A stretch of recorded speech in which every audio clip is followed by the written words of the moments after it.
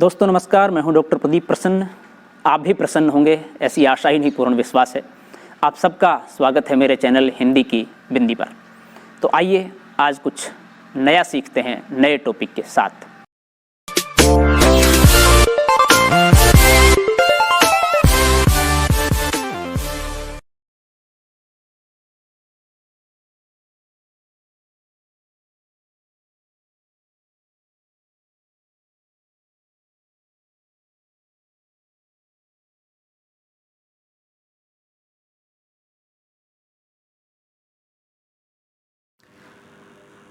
विद्यार्थियों, आज की वीडियो हम बना रहे हैं कक्षा 12 की हिंदी की पाठ्यपुस्तक अंतरा के कच्चा चिट्ठा भाग से। ये व्यास जी द्वारा लिखा गया पाठ है और उनकी आत्मकथा का अंश से उन्होंने अपने जीवन में जो पुरातत्व विभाग के लिए चीज़ें संग्रह एकत्रित की, मूर्तियाँ, पाषाण की और बहुत सारी दूसरी चीज़ें, वो उनके विशिष्ट कार्य का यहाँ एक नमूना प्रस्तुत किया जा रहा है।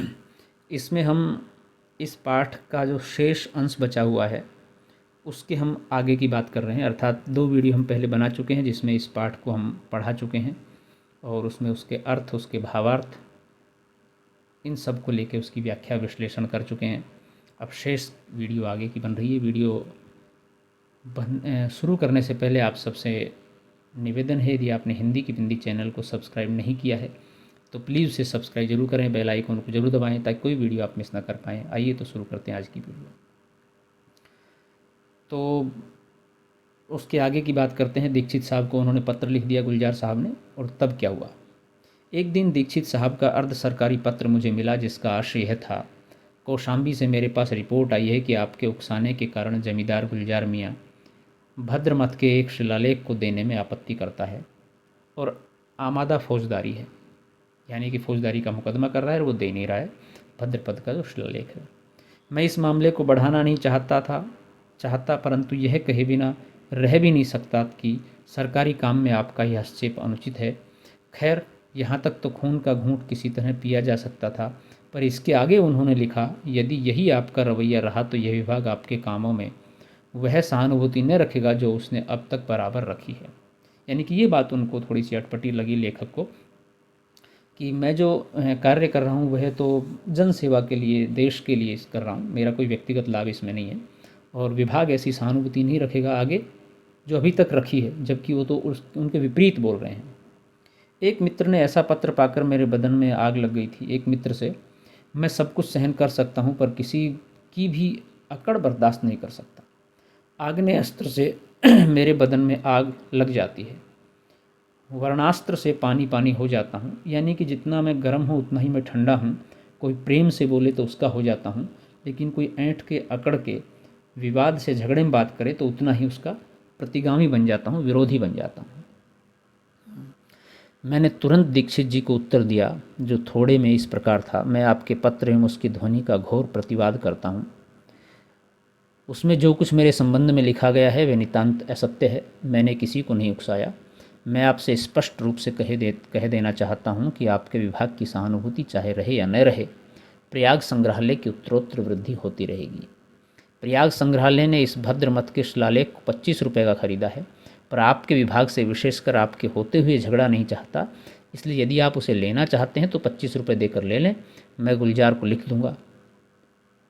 इसके उत्तर में उनका एक विनम्र पत्र आया जिसमें उन्होंने अपने पूर्व पत्र के लिए खेद प्रकट किया। विभाग की उपेक्षा जो मैंने की थी उसे पी गए, बात खत्म हो गई। यानी कि सहज भाव से अगर चीज़ें मांगी जाएं, बात की जाए तो उनका कोई निराकरण हो सकता है। विवाद में, झगड़े में, प्रतिशोध में और दोनों तरफ से गुस्सा करने से समाधान नहीं हो सकता। बाद में गुलजार ने मुझे बताया कि 25 रुपये लेकर उसने शिलालेख दे दिया। प्रयाग संग्रहालय में और भद्रमथ के शिलालेख थे, कोई क्षति नहीं हुई। गरीब जमींदार को 25 रुपये मिल गए, उसने मुझे धन्यवाद दिया। मैंने सोचा कि जिस गांव में भद्रमथ का शिलालेख हो सकता है वहां संभव है और भी शिलालेख हों। अतः मैं हजियापुर, जो कौशाम्बी से केवल 4-5 मील था, गया और मैंने गुलजार मियाँ के यहाँ डेरा डाल दिया।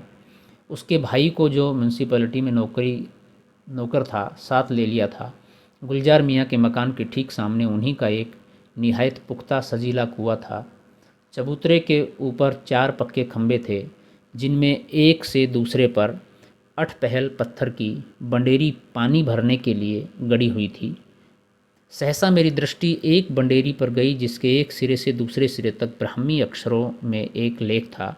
मेरी तबीयत फड़क उठी, परंतु सजीले खंभों से खोदकर निकलवाने में हिचकी हुई। उसके बाद लेखक के मन में ये उत्सुकता जगी कि जब वहाँ हरियापुर में भद्र मत के शिलालेख हैं तो संभवतः अन्य भी होंगे, तो वहाँ पर गए और उन्हीं के यहाँ गुलजार मियाँ के यहाँ जिनके भाई को उन्होंने नौकरी लगवाया था उसके साथ जाकर के कुछ और चीज़ें वहाँ पर तलाशने की कोशिश की। तो ब्राह्मी अक्षरों का एक लेख एक बंडेरी पर उन्हें गुदा हुआ अंकित हुआ मिला और उसके बारे में उनकी इच्छा हुई कि इसे निकाला जाए। तो ब्रजमोहन दास जी व्यास जी अब ऐसा सोच रहे हैं। उसके बाद क्या है, मेरी तबीयत फड़क उठी परंतु सजीले खंभों से खोद कर निकलवाने में हिचक हुई। गुलजार मियाँ मुझे असमंजस में देख तुरंत बोल उठे, सरकार अबहीन खोदवाए देत हैं, सब आपईक तो हैं, हम सबन की देह आपकी पाली है, ये खंबन की कौन बिसात है। उन्होंने तुरंत उसे निकलवा कर हमें दे दिया। भद्रमत के शिलालेखों की क्षतिपूर्ति हो गई।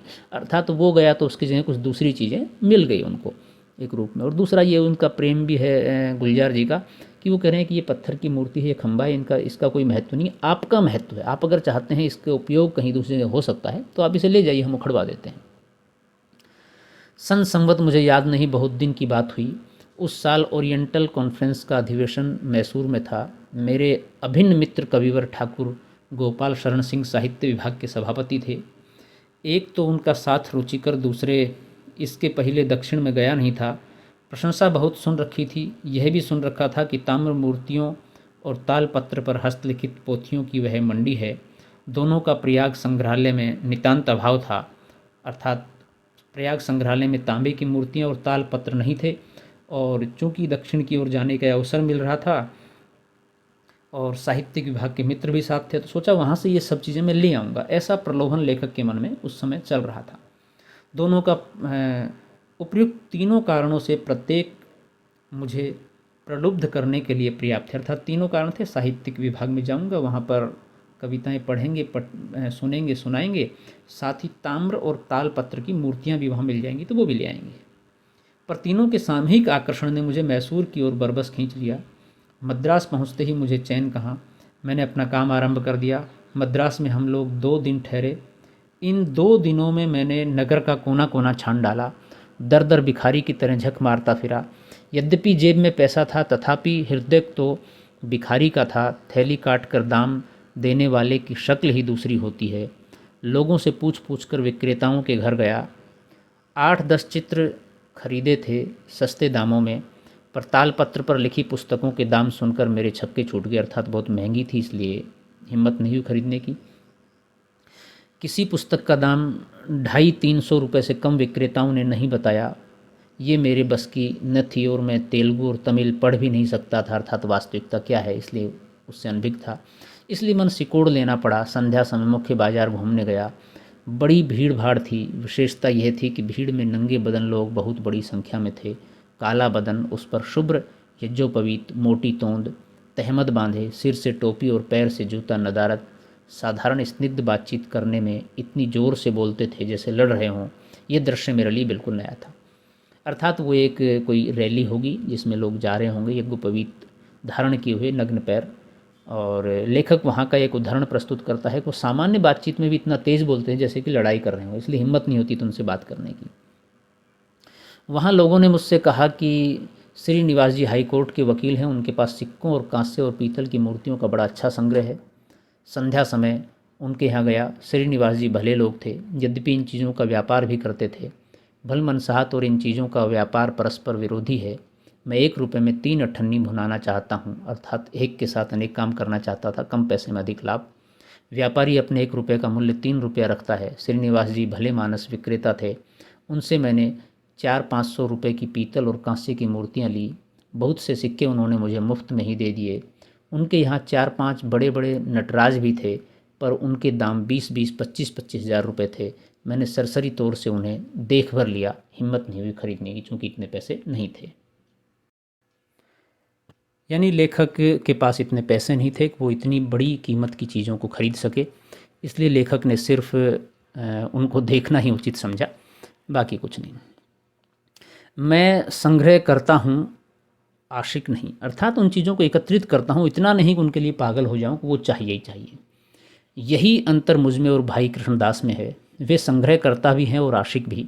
संग्रह कर लेने और उसे हरम प्रयाग संग्रहालय में डाल देने के बाद मेरा सुख समाप्त हो जाता है, यानी कि उसके बाद कोई मोह नहीं है, कोई उनके प्रति लालच नहीं। ठीक है, वो एक जगह एकत्रित कर दिया, बात खत्म हो गई। भाई कृष्णदास संग्रह करने के बाद भी चीज़ों को बार बार हर पहलू से देखकर उसके सुख सागर में डूबते उतराते रहते हैं। यदि संग्रह करता आशिक भी हुआ तो भगवान ही उसकी रक्षा करे। ये उनकी अपनी मान्यता है, जैसा कि वो सोच रहे हैं। विद्यार्थियों, वीडियो बहुत लंबी हो जाएगी, इसलिए इसको यहीं विराम देते हैं। शेष इस पाठ का अंश जो बचेगा वो अगले वीडियो में। आपने वीडियो पूरी देखी, उसके लिए धन्यवाद। यदि अच्छी लगे तो लाइक कीजिए, शेयर कीजिए, कमेंट्स कीजिए और चैनल को सब्सक्राइब करना न भूलें। आपके मन में कुछ सवाल है, कोई जिज्ञासा है, कोई प्रश्न है तो आप कमेंट्स के माध्यम से पूछ सकते हैं, हम उसका समाधान करने की कोशिश करेंगे। नेक्स्ट वीडियो में नेक्स्ट टॉपिक के साथ फिर मिलते हैं, तब तक के लिए शुक्रिया, नमस्कार।